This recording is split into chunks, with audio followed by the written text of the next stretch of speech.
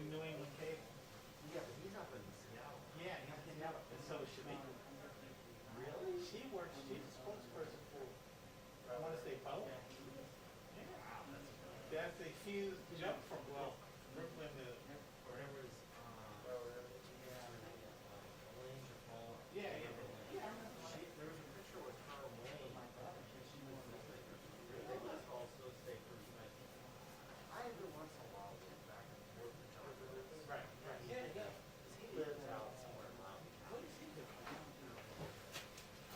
Oh, good. Good. The old radio.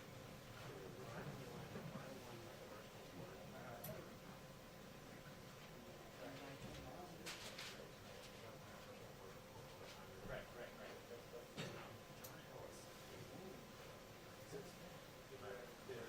Yeah, just so thankful because when I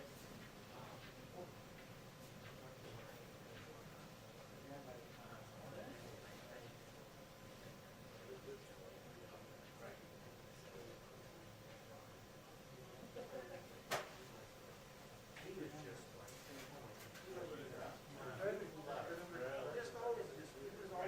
He was always mellow. he was real mellow. He never really said a whole lot. But man, he went like he was so proud. I like that management crew back then. They had good some management. Because I remember going over there all the time. And who was the woman that did finance? Like, you got What thought Elaine did that? Elaine did it, and there was someone else too. Oh yeah. Unheed. Not Unheed. Oh, the woman who lived in Virginia over by Gallows. Yeah. He had like kind of salt and pepper. Yeah. Real nice. Yeah. They got great guys. I miss those days. Thanks.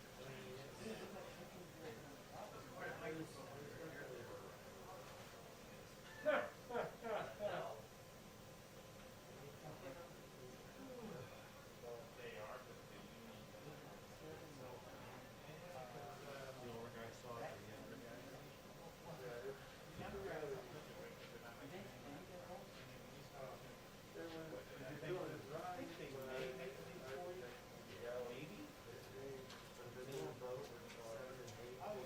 Well, it is kind of worked into its own thing now, yeah. Also,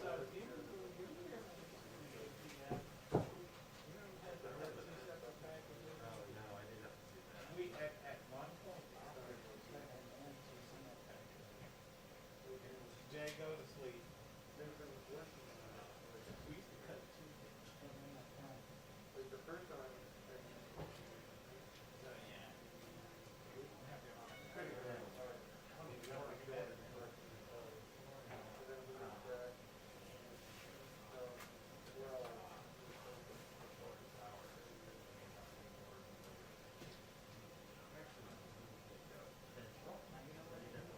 Right, right.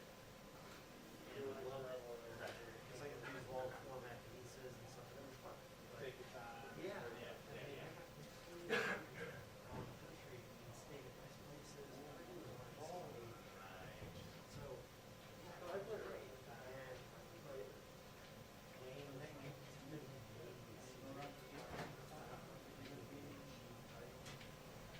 and after I went to his office,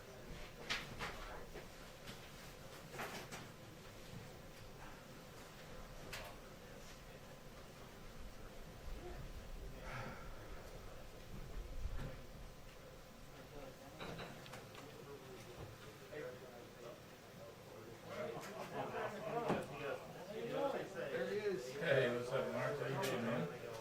Been a long time. I know. Good to see you. No surprise you're back in the house? Oh, I'm surprised. You are, you. Terribly surprised. Life does that.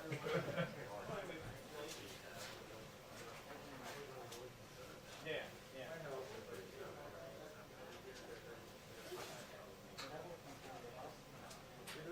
This is our condo.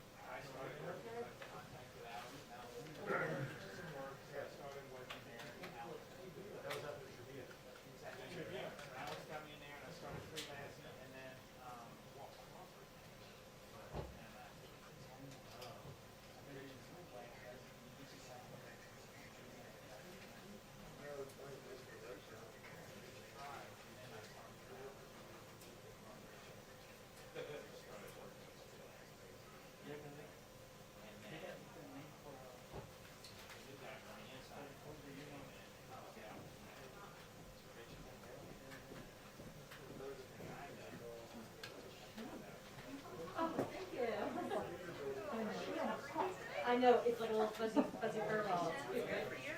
Nice to see you. Hey, how's it going?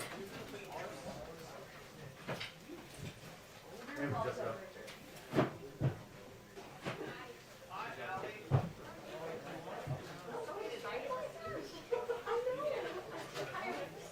Tell me more about that.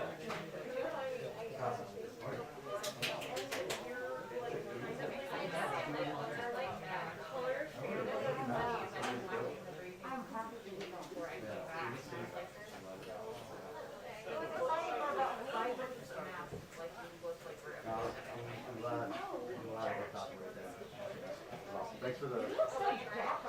Yours.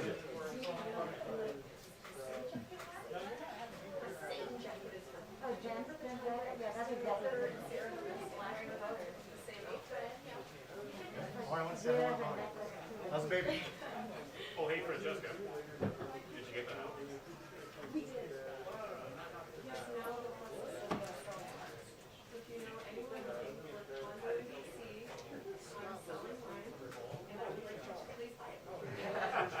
Do you have a closing date? Do you know when you're moving? Coming up. Fantastic.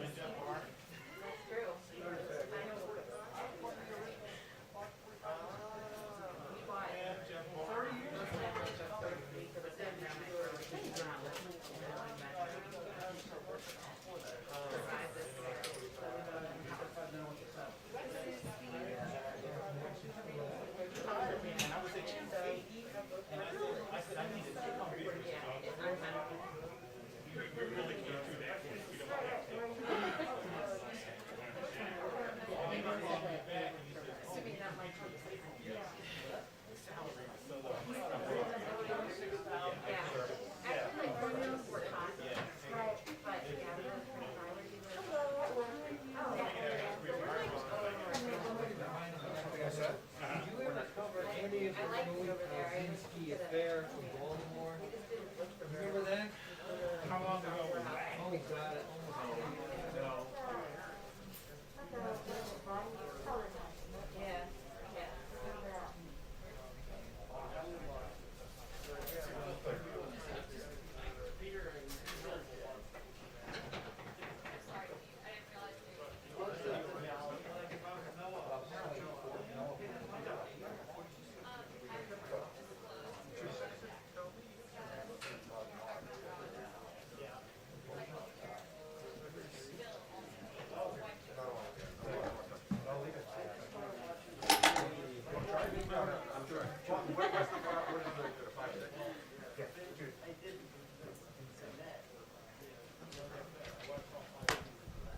Buy me one. No, hey, can I ship my shit? Really? They're like $1,600. Which is, 2 to 6? no, No, 16,000. No, it's like $2,000. it's two. It's like That'd be 2,000. like $2,000. That 200 was the other one. 5, 6 to 7. No, it's a 6.3. 5.663. At 600, where are you at? 6.3. Yeah. It's great. You have fixed long glass other than that? Oh yeah, I have 4. 4 or 5 range? I have 4. Is that heavy? Is that like No, it's maybe not. 2.8? You want to see it? Expect it. No, so, here. Listen, we grew up on the old school Canon 400 and 600 boat anchors. I've seen those in museums. Yeah, exactly.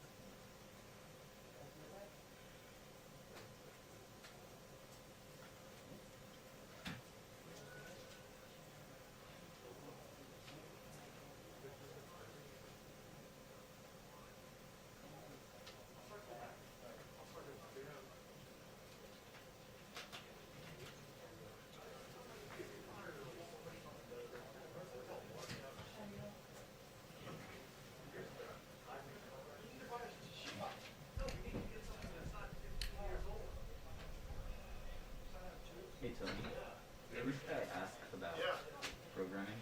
Who that is doing? Yeah, I'll call it in that. I didn't know if one of you guys was unique back there. No. No?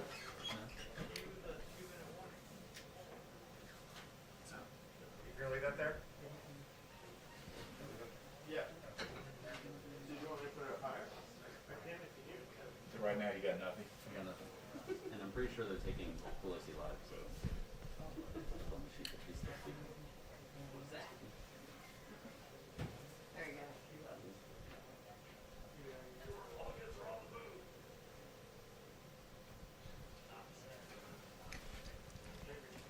Hey, Steve, Tony here, the White House. Hey, IMP for Jeremy's seat. He's not hearing anything on IMP right now. Sure. So.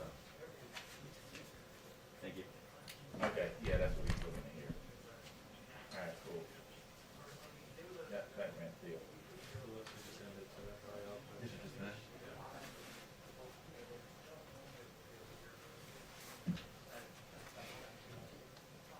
Peter's here.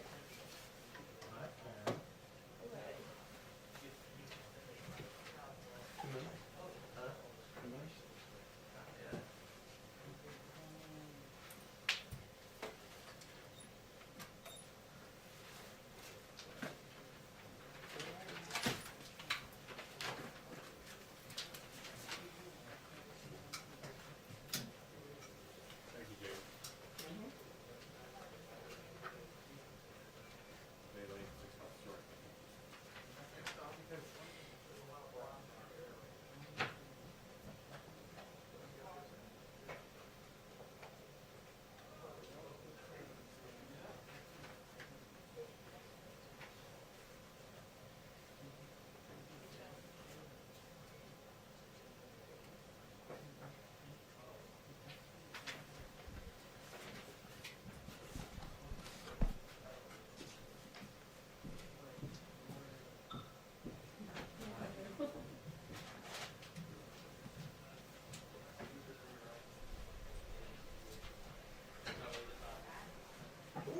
Oh.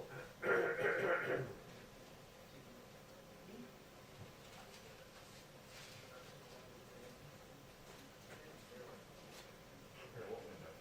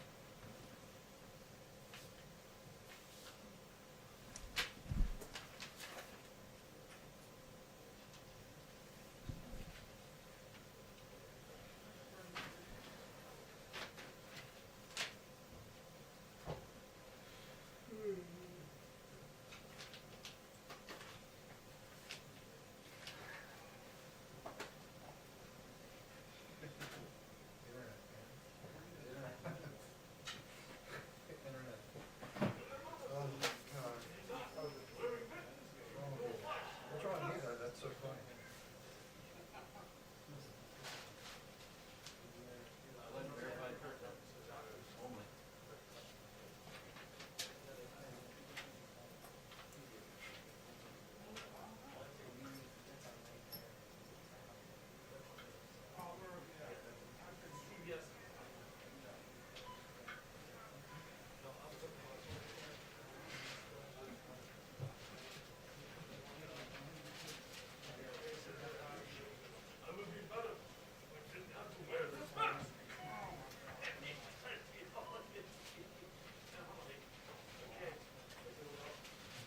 Grocery checkout sound. What's that? It's like grocery Did checkout. you see that video? Because it's the maskless. Yeah. And, oh yeah. That video is so crazy. I know. It's like It's like everyone. 3 times. I know. Very strange. Yeah, well, I haven't said much for sure. Oh, really?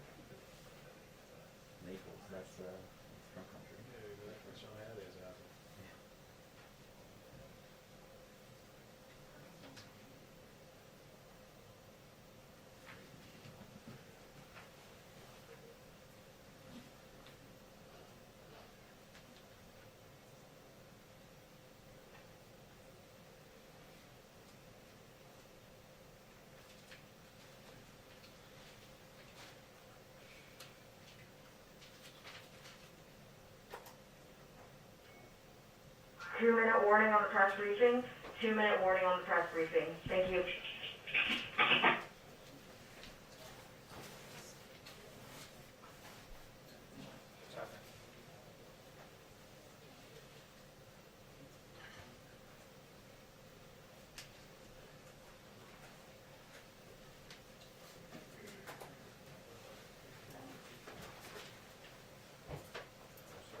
You're all right. I just didn't want to bump you. No, of course not. If anything, I want to close.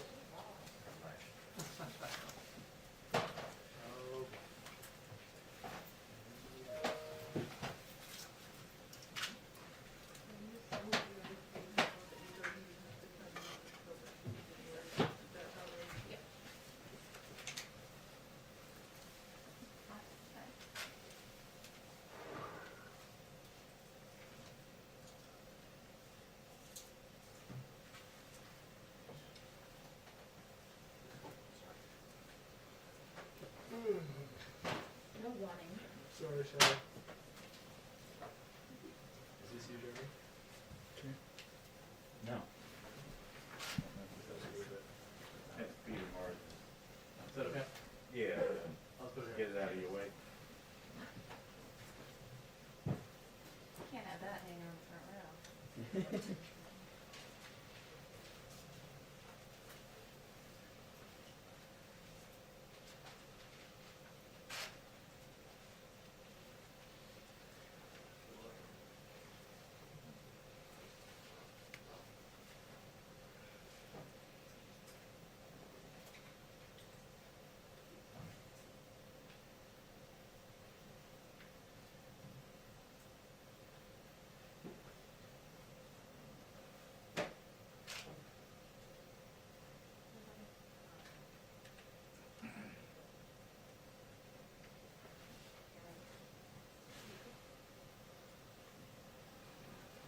Hi, everyone. We have a very special guest today. Oops.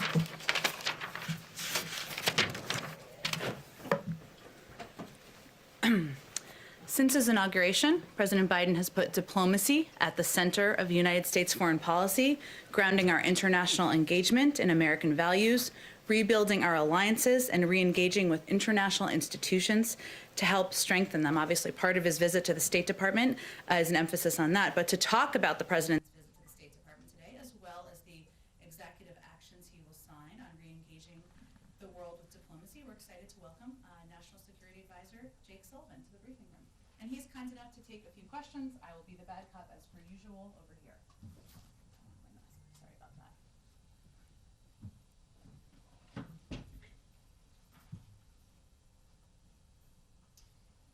Hi, everybody. It's great to have the opportunity to be here. As Jen just mentioned, President Biden is going to be going over to the State Department to give remarks on foreign policy and national security today. It's not an action that he's chosen the State Department as the venue for these first remarks that he will make on this subject. He wants to send a clear message that our national security strategy will lead with diplomacy. And before he actually gives his speech, he'll meet with career professionals from the State Department's Foreign Service and Civil Service, who are the tip of the diplomatic spear. This is going to be the first in a series of visits he makes to the national security workforce at the Pentagon, at the intelligence community, and across the U.S. government. His remarks are not going to be the totality of his foreign policy. They're going to be focused on his early decisions and actions.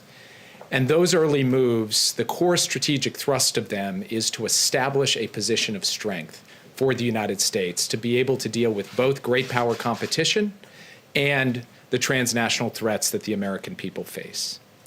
So establishing this position of strength involves 5 major lines of effort. 1, investments at home to shore up our country's foundations. And the American Recovery Plan in that regard is not just a matter of economic policy, it's a matter of national security strategy as well. 2, revitalizing America's alliances. The president has spoken with key allies in both Europe and Asia. Just last night, he had the opportunity to speak with both the president of the Republic of Korea and the Prime Minister of Australia. And the national security team is working now with those allies to build out an ambitious agenda. 3, re-engaging key institutions and agreements as part of a new commitment to multilateralism in service of America's national interest. We've rejoined the Paris Climate Accord, and President Biden will be hosting a Climate Leaders Summit in April. We've reversed the decision to leave the World Health Organization. We've just yesterday extended the New START Treaty to maintain strategic nuclear stability with Russia for the next 5 years. 4, reasserting our values. The president in the first 2 weeks has reversed the Muslim ban, the ban on transgender service members serving in our military, and today he will announce an end to American support for offensive operations in Yemen. And 5, getting our global force posture right, making sure that our global force posture is consistent with our national security and diplomatic priorities. Today, he will announce that Secretary Austin will lead a global force posture review, and during the pendency of that review, will freeze any troop redeployments from Germany. Now, of course, establishing a position of strength also means building a national security team that's fit for purpose. And here at the National Security Council, not only have we reinforced and reinvigorated every element of our regional and functional work, we've added a new deputy for cyber and emerging technology. We've elevated democracy as a key part of the National Security Council's work. We've added a coordinator for the Indo-Pacific, and we've begun an intensive review of our strategies and resources towards the threat posed by domestic violent extremism. Now, our view is that once we have established this position of strength, we will be able to compete more effectively with our competitors across the board, and especially with China in every domain: economic, diplomatic, technological, security, you name it. We'll be able to counter Russia more effectively, and we'll be better equipped to address threats from climate change to pandemics to nuclear proliferation. We will also be able to more effectively pursue a foreign policy for the middle class. This is not just a tagline, it's an organizing principle for the work that we will do. So what does that mean? What is a foreign policy for the middle class? Well, it starts with how we set priorities. Everything we do in our foreign policy and national security will be measured by a basic metric. Is it going to make life better, safer, and easier for working families? So, of course, that means a different approach to trade policy. We're not about trying to make the world safe for multinational investment. We're about creating jobs and raising wages here in the United States. So our priority is not to get access for Goldman Sachs in China. Our priority is to make sure that we are dealing with China's trade abuses that are harming American jobs and American workers in the United States. So whether it's dumping or subsidies or intellectual property theft, or the countries across the world who have engaged in problematic currency practices, our priorities in the trade space will be about the American worker. But it's about much more than that. It's about thinking about national security as national competitiveness, making investments in our own industrial and innovation base so that the good-paying jobs and industries of the future are here in the United States. So Build Back Better isn't just about economics, it's about national security as well. And then it's about the set of issues that working families in this country are facing every day that are challenging their lives and livelihoods: the pandemic, climate change, the threat of domestic violent extremism. And so from our perspective, putting the middle class and working people at the center of our foreign policy isn't just good from a strategic perspective, it's just good common sense and good, decent values as well. So these are some of the things you'll hear from President Biden today, and we will also have the opportunity to put out a set of executive orders that establish regular order in our national security decision-making, that revitalize our workforce, both in terms of the skills they have and to reflect the diversity, equity, and inclusion priorities of this administration, and to build up a more robust capacity for the United States to accept refugees from around the world. So let me stop there and be happy to take a few questions before turning the podium back over to Jen. Yeah. Jacob, thanks for being in the room. We appreciate it. First, I want to ask you, you speak about the president's position of strength. As it relates to Russia, what does it say about President Biden's position of strength that after his conversation with President Putin on issues like the hack, on Alexei Navalny and others. Days after it, Vladimir Putin basically ignored it and sentenced Navalny to 2.5 years in prison. Well, first of all, unlike the previous administration, we will be taking steps to hold Russia accountable for the range of malign activities that it has undertaken. That includes interfering in America's democracy. It includes the poisoning of citizens on European soil with chemical weapons. It includes the types of hacks and breaches that you just referred to, and many other things as well. We will do that at a time and in a manner of our choosing. And we believe that imposing those costs and consequences will have an effect on Russia's behavior going forward. Now, is it going to stop Vladimir Putin from doing everything we don't like? Of course not. But do we believe that we will be able to take a firmer, more effective line when it comes to Russian aggression and Russian bad behavior? Yes, we do. At the same time, I would just like to reiterate that that doesn't rule out being able to work with Russia where it's in our interest to do so. We can walk and chew gum at the same time. And the New START treaty and that extension, keeping a lid on nuclear proliferation, is in fact very much in America's national security interests. With another top-line issue, obviously, on your plate right now as it relates to Kim Jong-un and North Korea. You said that the president spoke now to the president of Korea, of course not to the head of the DPRK there. Does this White House, does President Biden have any intention to continue the diplomacy as it relates to Kim Jong-un? Will he meet with Kim Jong-un? We are conducting a review of our policy towards North Korea as we speak. President Biden told President Moon last night that that review is underway and that we will consult closely with our allies, particularly the ROK and Japan, in doing that. And I'm not going to get ahead of that review. Yeah. Thanks, Jake. Question on immigration. When the president signed his executive order directing DOJ not to contract with private federal prisons, he did not extend that to DHS and ICE, which houses many undocumented immigrants. So is that something that he plans to do? And if so, why didn't he do it in that executive order? I would refer you to DHS and to Secretary Mayorkas for that. Yeah. Mr. Sullivan, the president campaigned on issuing a presidential memorandum making LGBTQ human rights a priority in U.S. foreign policy within 1 week of his administration. Do you expect that to be rolled into the announcement today? And if so, how will that initiative compare to the initiative on the previous administration led by former Ambassador Bernal? I appreciate you raising the question. I didn't want to steal the president's thunder, but since you asked it directly, he will be announcing a presidential memorandum on protecting the rights of LGBTQ individuals worldwide today. That will be part of his remarks at the State Department, and it reflects his deep commitment to these issues both here in the United States and everywhere around the world. And the United States will speak out and act on behalf of these rights as we go. Yes. Thank you so much. Just picking up on Peter's question on speaking from a position of strength, I want to talk about sanctions on Myanmar. Does the fact that we have Republican lawmakers who support the claim that the election was stolen, some potentially having ties to extremist groups who stormed the Capitol, does it make the job of the administration's foreign policy team more difficult to punish countries like Myanmar on the grounds of violations of democracy and rule of law? On the one hand, pulling our country together, revitalizing our own democratic foundation, building more unity, as President Biden has talked about, that will be an important part of us operating effectively in the world. But when it comes to Burma specifically, this is an area where there is genuine bipartisan agreement.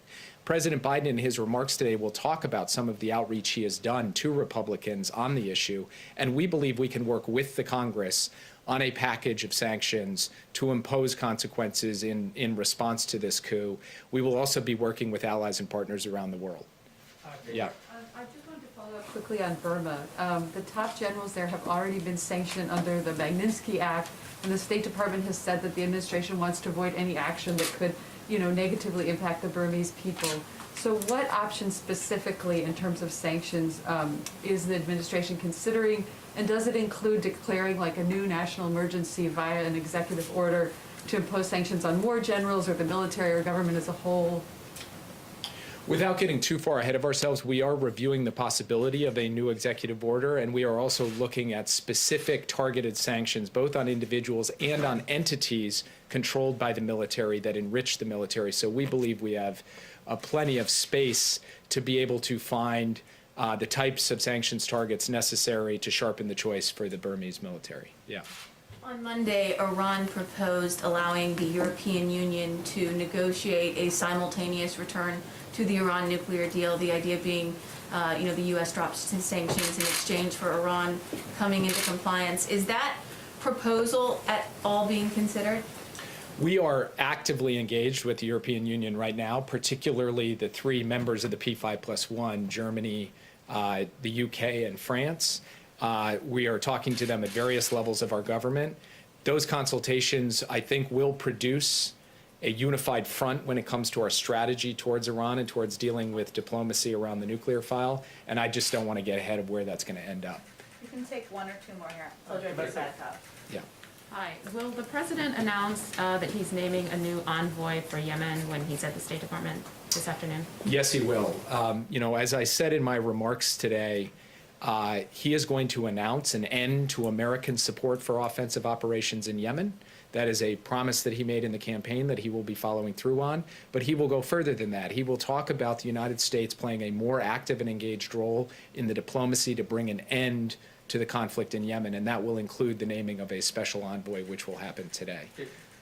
Last question, yeah. Jake, could you first, just real quick on Yemen, follow-up, could you first explain a little bit more in detail what an end to American support for offensive operations entails, and does that extend to actions against AQAP in that region, and has President Biden informed the leaders of Saudi Arabia and the UAE already? So it does not extend to actions against AQAP, which are actions that we undertake in service of protecting the homeland and protecting American interests in the region and our allies and partners. It extends to the types of offensive operations that have perpetuated a civil war in Yemen that has led to a humanitarian crisis. The types of examples of that include 2 arms sales of precision-guided munitions that the president has halted that were moving forward at the end of the last administration.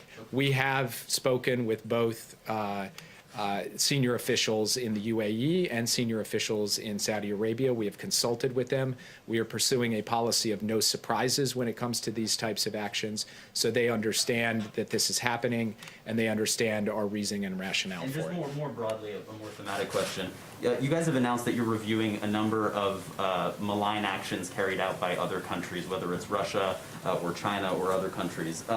Does President Biden feel a responsibility to impose consequences for actions undertaken by other countries in the last several years, where President Trump gave those countries a pass? And if so, how far back does that extend?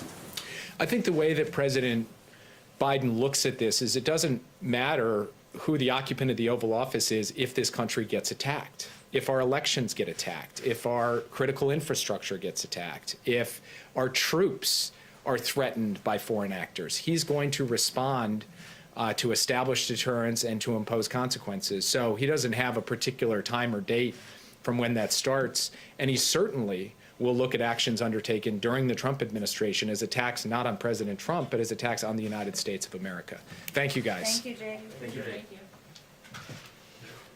Okay. Just a couple of other things I just wanted to go through. President Biden delivered an address about faith and unity at the National Prayer Breakfast this morning. I should say it was via a video. This event was entirely virtual this year because of COVID, with all speakers delivering taped remarks. Alongside President Biden, 4 living former presidents sent messages to the breakfast. President Biden is committed to the prayer breakfast tradition of reflection and fellowship, especially at this difficult time in our nation's history. And a little piece of history for all of you. Every president has attended the breakfast since Dwight D. Eisenhower made his first appearance in 1954. A little trivia for your dinner table. Okay. A couple of other updates. The president and his administration, all of us, are continuing their close engagement today on the American Rescue Plan, a top priority for him and all of us at this moment, including outreach to lawmakers and stakeholders, as well as our continuing work to make the case directly to the American people. We're heartened that Congress is moving quickly on this. Over the next several days, committees will have a chance to review the legislation. As you know, that's kind of the next step in the process next week. Oh, actually, after the vote-a-rama tonight, it's a very Washington term, but that is literally what it's called. And Republicans will have additional opportunities to provide input and help improve the final product. That's how the process is supposed to work, and we're encouraged that there is agreement on the need to move swiftly and the goal of making this bipartisan bill and package. There's a couple of questions that many of you have asked us and others have asked us over the course of our effort on the American Rescue Plan, so I just wanted to address some of those here. First, why do we need a package of this size, or will we be fine with the status quo? Obviously, this is a good question that's asked as economic data comes out. So I just wanted to highlight a couple of pieces for all of you.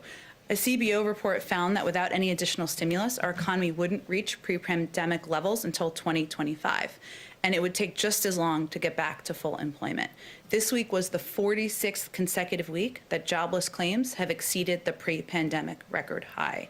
Kevin Hassett, President Trump's top economic advisor, said, quote, "We need to be risk averse, and that without a major stimulus, we could have a, quote, negative spiral for the economy."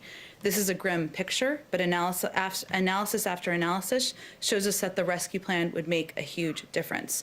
Moody's Analytics found it would get us to full employment a year faster. Brookings predicts it would get us back to pre-pandemic levels by the end of the year. And over 90% of economists surveyed by Reuters found it would drive substantial growth. The second question we often get, another good question, is when we will see bipartisan support for this bill. The reality is we see it every single day. A new survey from Navigator Research out this morning shows 72% of Americans support the rescue plan, including 53% of Republicans. A Quinnipiac poll yesterday found that 68% of Americans back the rescue plan. A Yahoo YouGov survey on Monday showed that over 2/3 support the package. So I just wanted to highlight a couple of those pieces. Those are excellent questions we get in here, but we did a little thinking about your questions. Last thing I just wanted to do at the top, Kristen, who's back today again, asked a great question about the Artemis program, which I dug into, and I'm very excited about it now to tell my daughter all about it. So for those of you who have not been following it as closely, through the Artemis program, the United States government will work with industry and international partners to send astronauts to the surface of the moon, another man and a woman to the moon, which is very exciting, conduct new and exciting science, prepare for future missions to Mars, and demonstrate America's values. To date, only 12 humans have walked on the moon. That was half a century ago. The Artemis program, a waypoint to Mars, provides exactly the opportunity to add numbers to that, of course. Lunar exploration has broad and bicameral support in Congress, most recently detailed in the FY 2021 omnibus spending bill, and certainly we support this effort and endeavor. Why don't we go to you first, Arlene? Thank you. Can you update us on the president's thinking on the issue of forgiving student loan debt? There are some groups that are pushing for the president to forgive all student loan debt, and where does he stand on that? Sure. The president has and continues to support canceling $10,000 of federal student loan debt per person as a response to the COVID crisis. He's calling on Congress to draft the proposal, and if it is passed and sent to his desk, he will look forward to signing it. Debt relief is, of course, an important priority for the president. On day one, the first day of his administration, he directed the Department of Education to extend the existing pause on student loan payments and interest for millions of Americans with federal student loans. That was a step he took through executive action, but he certainly supports efforts by members in Congress to take additional steps, and he would look forward to signing it. So he would do that through legislation and not an EO, not an executive order? Well, I think he already took a step through an executive action on the first day, and he would look to Congress to take the next steps. Second question, there's been some discrepancies in the numbers of these FEMA-supported vaccination centers that the president wanted created. He called for 100. Do you have an update on how many have actually been set up as of today? And were any of them set up before the president took office? Well, this is a priority to the president, and setting up those vaccination sites through through partnership with FEMA is something that he feels, and our health and medical experts feel, is a way to get more vaccines in the arms of Americans. In terms of the specific numbers that have been set up to date, there's new updates every single day. I know that I'm sure the team can provide an update on how many have been set up when they do their briefing tomorrow. I will say that there were some really interesting updates that I received this morning about efforts to set up large-scale sites in Texas. Obviously, there's some that are being set up in California. They're looking for a space where they can have great capacity to bring people in and vaccinate as many people as possible. But it's ongoing, and I'm sure the health team will be able to provide an update on the specific numbers. Go ahead. Thank you. I just wanted to ask if President Biden will sign the refugee executive order today, and then a follow-up on that. The president is certainly committed to looking for ways to ensure more refugees are welcomed into the United States. It's a priority to him personally, but I don't expect him to sign a specific executive order today. Do you expect him to announce his intent to raise the cap for the fiscal year for refugees to like a prorated annual 125,000, which would be around, I guess, 80,000 for the year? I think New York Times reported that. I expect him to talk about his commitment to refugees, but I'm not going to get ahead of any other specific announcements he'll make in the speech. You guessed there's been good reporting, as Jake confirmed a lot of pieces. Go ahead, Mario. Thanks, Jen. Has the president been briefed yet from Secretary Yellen's meeting this morning with financial regulators over market volatility like GameStop? And is he expecting her to deliver potential options to address that? I would send you to the Department of Treasury. Obviously, they oversaw the meeting. I'm not even sure what time it took place. I would defer to them on that and any specific details they want to read out from it. Go ahead, Jeremy. Jen, one of the biggest criticisms of President Trump's approach to handling the coronavirus was that the administration didn't provide clear guidance to states about when they should shut down, when they should reopen. Dr. Vivek Murthy back in November talked about a national alert system that would be needed. Is that something that the administration is planning to implement, some kind of color-coded system to tell states, when, by which criteria they should reopen or shut down? Is that something you guys are considering or planning to implement? I'm happy to talk to our health team, and you'll have another briefing with them tomorrow. Obviously, a number of options are under consideration to both make sure Americans are safer and that we're doing everything necessary to communicate with them accurately, how to keep themselves and their families safe, but also how to better communicate with governors and mayors. Some of that is reopening the line of communication, which was somewhat shut at times, according to governors, during the last administration, and ensuring, which is one of the things that governors have requested, they have a better heads up on how many vaccines they will have access to so they can do better planning. Also working with them and tapping into FEMA, a question that came up earlier, utilizing their resources to be able to kind of mass vaccinate people in larger locations. So those are a lot of the ways that we're implementing it to date. There are a range of options on the table, but I don't have any updates on an alert system. For a national alert system. I don't have any update on it, but again, you'll have an opportunity to talk to our health team tomorrow, and it's a good question to ask them. Secondly, American Airlines and United Airlines are planning to furlough about 27,000 employees by the end of next month as their federal payroll aid runs out. Does President Biden support giving those airlines more financial aid, and does he support including that in this coronavirus relief package? I think the president's priorities are already in the package, and they are focused on ensuring there's funding to get vaccines in the arms of Americans, funding to reopen schools, ensuring that the 1 in 7 Americans families who can't put food on the table is worried about that, is able to do that. As you know, there's a process that will be ongoing on Capitol Hill over the course of the next days and through the course of next week, where there will be amendments put forward to work on committees, but I think the priorities of the president are already in the bill. And just a foreign policy question. Avril Haines made clear that she would absolutely comply with the law requiring the intelligence community to provide Congress with a declassified report on who was responsible for the death of the journalist Jamal Khashoggi. When can we expect to see that? And is President Biden considering sanctioning Saudi Arabia for that murder of Jamal Khashoggi? Well, as you noted, that review would come out of the intelligence community, and it will be released on the timeline of when it's completed, and we certainly would never take a step to expedite or change the timeline that works best for them. And then, as Jake also noted, there's an ongoing review of a range of our foreign policy, our national security policies, certainly including in terms of our relationship with Saudi Arabia, but I don't have anything to preview for you at this point in time. Go ahead, Peter. Jen, as it relates to COVID relief, you said the president wants to take care of people that need the help the most. Obviously, a lot of Americans right now say that they need help. So how do you determine who needs help and who doesn't? Where do you draw that line?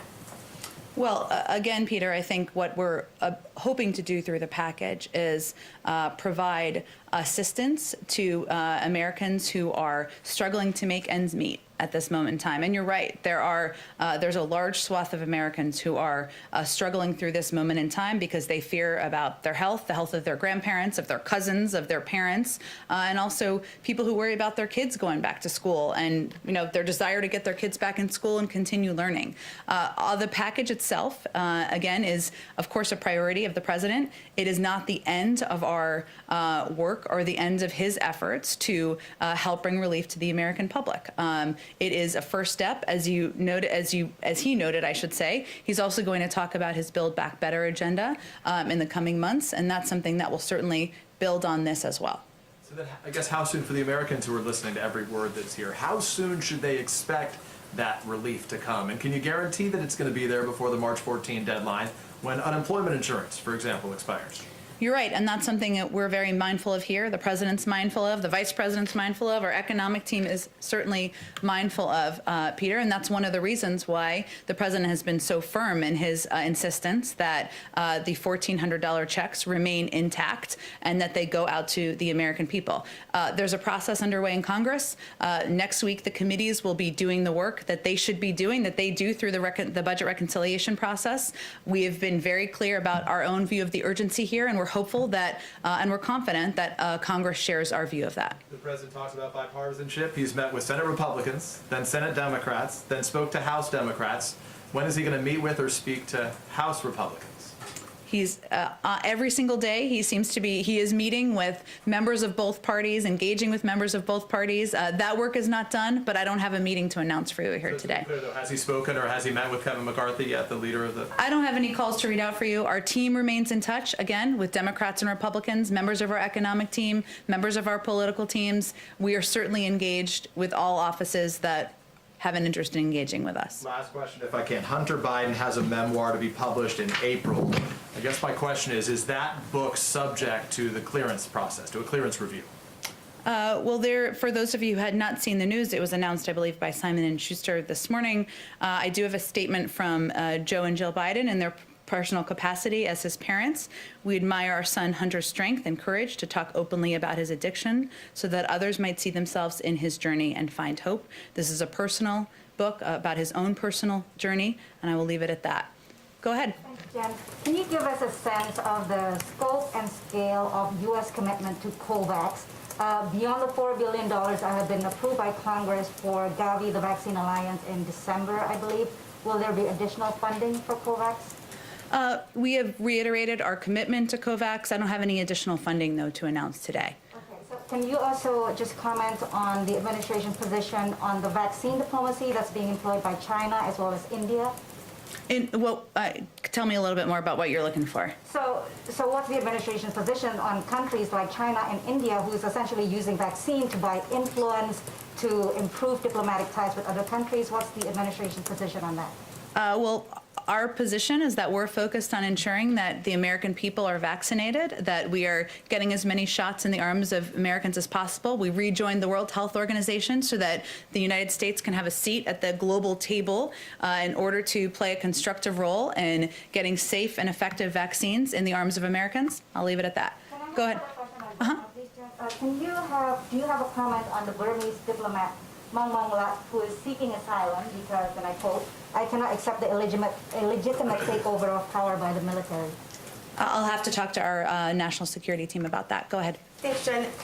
Some Republicans and some centrist Democrats have said that a minimum wage increase does not belong in a COVID relief bill. So is President Biden willing to drop the $15 minimum wage in order to get bipartisan support for that package? Well, the president feels strongly that we need to raise the minimum wage, and many economists agree with him, and looks forward to working with Congress to do it. Whether it can be done through the reconciliation process will be determined according to the House and Senate, but I'm not going to negotiate further from here. Does he believe, though, that the $15 minimum wage needs to be in this package, in this deal? I heard your question. I think what I'm saying is he's committed to raising the minimum wage. He thinks it's an important step for American workers and for American families. There's obviously a process that's ongoing, the reconciliation process, that will make some determinations about what can and cannot be in the bill based on rules. If I could follow up really quickly. Go ahead. On the question about DHS before. My question is about whether or not President Biden believes or plans to in any way make sure that detention centers for undocumented immigrants, that those are no longer contracted with private companies. It's not a question about DHS. It's a question about what President Biden's beliefs are and what he plans to do. Well, I think what the president did was sign an executive order to put the power in the hands of the Department of Homeland Security and Secretary Mayorkas to conduct a review and determine what the path forward is. He has spoken about his concern about these facilities in the past. That remains the case, but it is under the purview of the Department of Homeland Security to make recommendations to the President of the United States. So that was what Jake was conveying. Well, he had used the previous executive order, though, to direct the Department of Justice not to renew contracts anymore with private prisons. So what I'm asking is why he did not also direct the Department of Homeland Security to do the same. There's a new secretary of the Department of Homeland Security. Hopefully he'll come to this briefing room and talk more about these very important issues, but we're not going to get ahead of his decision-making process. The president himself has personally spoken about this issue, as you've noted and others have noted, but we'll have more, we'll defer to the Secretary of Homeland Security for more specifics about the path forward. Go ahead, Kristen. Thank you, Jen, and thank you for getting back to me about Artemis. I know our folks at NASA appreciate it as well. Absolutely. Yesterday, the head of the CDC, as you know, said that it was safe to reopen schools without vaccinating teachers. You said that the White House was still waiting for the official guidance before making a final determination. Why isn't what the director of the CDC says, why isn't that enough? Well, first, the director of the CDC also has said they haven't issued their final guidance, and we, of course, wait for that process to complete and see its way through. As she would say as well, I believe she did an interview last night where she spoke to this issue again. The president, let me be crystal clear, wants schools to open. He wants them to stay open, and he wants to do that safely. And he wants health and medical experts to be the guides for how we should do exactly that. So we're just not. Dr. Walensky spoke to this in her personal capacity. Obviously, she's the head of the CDC, but we're going to wait for the final guidance to come out so we can use that as a guide for schools around the country. And so, if this final guidance comes out and it says that it is fine for schools to reopen without vaccinating teachers, can you say now that that is what President Biden will support? Well, I'm happy. I hope you'll come back whenever the guidance comes out. The president has prioritized, believes it should be a priority for teachers to be vaccinated. He also, though, believes that even with vaccinations for teachers or for any American, that there are a number of other mitigation steps that are important to take. Masks, and I'm sure this will be in the guidance when it comes out, they'll speak to it, I should say. The wearing of masks, social distancing, ventilation. These are all factors that are important for Americans and also for the reopening of schools. That's one of the reasons that we need funding in order to be able to effectively ensure that public schools across the country are able to do that. One more question on this point. Michael Bloomberg said yesterday that it's time for President Biden to stand up and say that the kids are the most important thing and stand up to the teachers' unions. If it comes down to a binary choice, and there's no indication that the teachers' union in Chicago or San Francisco are willing to budge at this point, if it comes down to a binary choice, who would the president choose, the kids or the teachers? I think that's a little bit unfair how you pose that question, but I will say the president believes schools should be open. Teachers want schools to be open. families want schools to be open, but we want to do it safely. And I'm not sure that any parent in this country would disagree with wanting their kids to go to school in a safe environment where there's ventilation, where proper precautions are taken, whether it's masks or social distancing, and that's his priority. But there should be no confusion. The President of the United States wants schools to open. He wants them to stay open, and that is key too. He doesn't want them to be open for a month. That's disruptive for teachers, for students, for families. So he wants the proper steps to be taken so that they can reopen and stay open. Go ahead. One quick one on China. A State Department spokesman said on Wednesday that the United States was deeply disturbed by reports of systematic rape and sexual abuse against women in internment camps for ethnic Uyghurs and other Muslims in China's Xinjiang region, and that there must be serious consequences for atrocities committed there. And I wondered if you could say anything about what serious consequences are currently under consideration. I don't think I can get ahead of the president or, frankly, the Secretary of State. We certainly, of course, agree with that, those comments and statements from the State Department, but I don't have anything to preview for you in terms of specific actions. Go ahead. Has the president used the Defense Production Act to boost production of vaccines or vaccine equipment? And if not yet, why not? So we talked about this a little bit yesterday, but I know it's a popular and good question. So DPA ratings, which you're probably familiar with, but everybody may not be, which kind of gives an assessment of what stock and supply is available, is something that we use as a guide, and they're in place to give us a sense of relevant items available. The president invoked the Defense Production Act because he wanted to have the capacity, or wanted his team to have the capacity to address shortfalls when needed, and we are constantly monitoring that. So all options are on the table in terms of how we would use the Defense Production Act and what we would use it to help produce in terms of relevant equipment or resources. I expect we'll have more of an update, maybe even as soon as tomorrow, on how specifically we're planning to use it. So, I mean, obviously you're tracking where the shortfalls are. You have not seen the need to formally push forward with it yet at this point. Well, I think I would say that, one, there are ongoing conversations with companies and manufacturers about capacity and what steps could be taken. And as I mentioned, the ratings, because we assess when there are needs, right? When we assess when there are needs to produce syringes or masks or things along those lines, and then we can act very quickly. But again, there's a briefing from our COVID team tomorrow, and hopefully they'll have more to say on exactly this topic. Go ahead in the back. Hi, Jen. Thanks. I just wanted to clarify some questions on energy sector. Sure. In light of the cancellation of the Keystone Pipeline, just wondering what the fate are of other proposed projects, including if the president supports Governor Whitmer's calls to scrap a pipeline that cuts through Michigan, powers up the Great Lakes and into Ontario. Does he support her calls to cancel that? I have not talked to our climate team about specifically that pipeline. Of course, I think we've noted that a number are under review, but I will see if there's an update on that particular pipeline. Trump also approved permits that would carry oil from the Canadian territories into Alaska. Is that under review, or? I think, again, all of these pipelines are part of what our climate team is looking at and assessing. I haven't seen another update from them on an additional step, but I will see if there are any updates to report back to them. Finally, on his call with the President, Canadian Prime Minister Justin Trudeau requested Canada be exempt from Buy America provisions. Has the President made a decision on whether Canada would be exempted? I don't think we have any update on that particular question. Go ahead. Jen, today's Brett Pooler. I'm going to ask a question for Sure. on behalf of myself and on behalf of my colleague who can't be here because Okay. of COVID restrictions. Clearly, on LGBTQ issues, the president is ready to make good on his promises. Over the course of the campaign, with the 2 executive orders he signed in the first days of office relating to non-discrimination and the transgender military ban, and just moments ago we had Jake Sullivan say the president's going to sign a memorandum for LGBTQ human rights worldwide. However, the cornerstone of the president's promise to the LGBTQ community was the Equality Act, which would be legislation to expand the prohibition on anti-LGBTQ discrimination. The president said he would sign that legislation within 100 days in office. Does he stand by that? He stands by it. I would say that there's some actions that need to be taken by Congress, of course, as you know, and we're only on day, what are we on now, 15? Okay, so 16, 17? All right, yeah. Right around there. So we have 85 days to go. Well, why don't we let the president himself speak out on this legislation?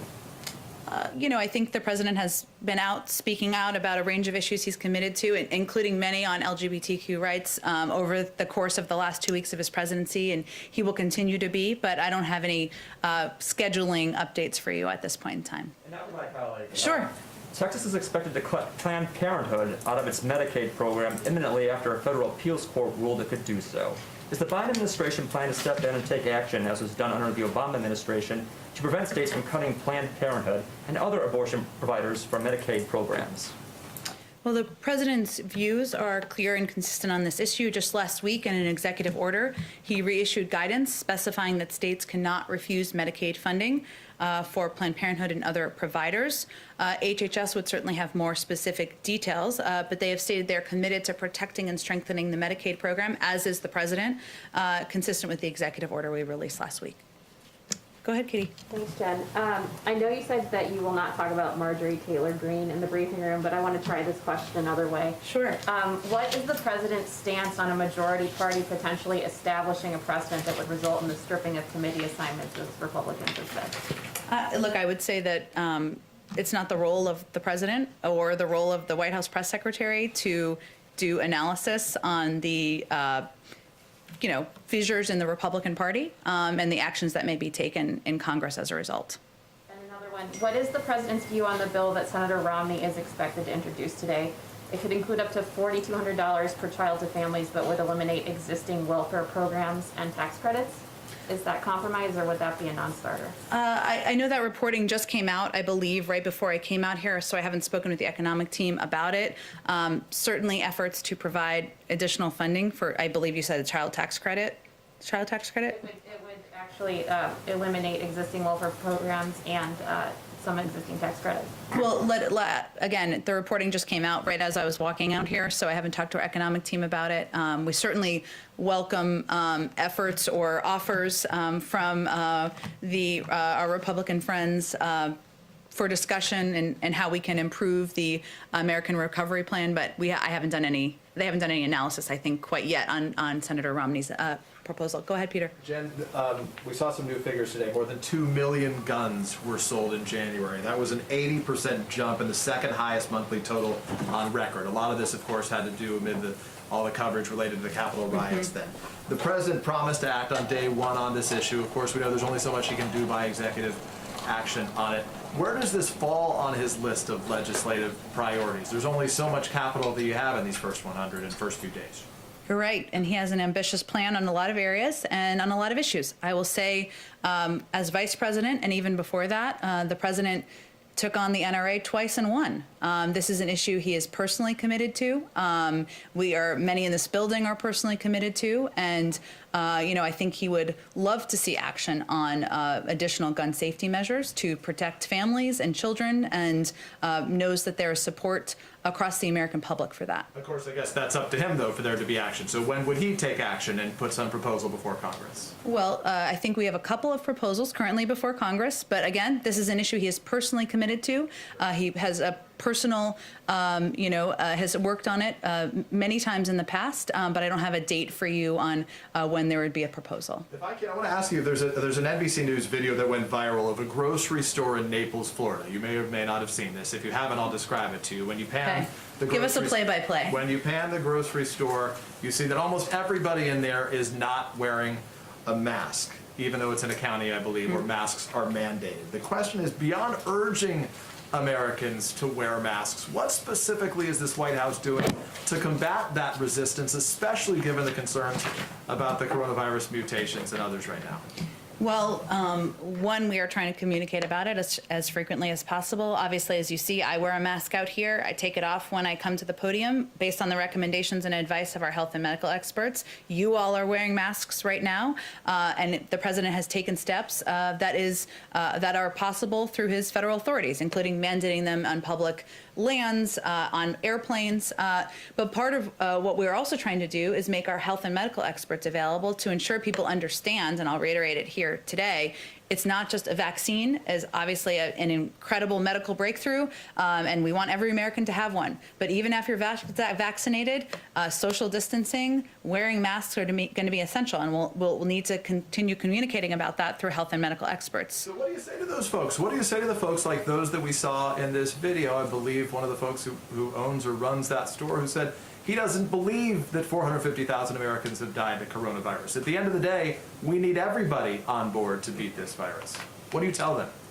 We try to fight the misinformation with facts, Peter, and fight it with health and medical experts, including at a national level, at a local level, to convey to people that wearing a mask is something that not only can save the lives of their neighbors, but of their family members. It's quite, and it's steps they're taking to protect themselves. I mean, we know statistically, or from our health experts, I should say, that if Americans wore masks for 100 days, 50,000 lives would be saved.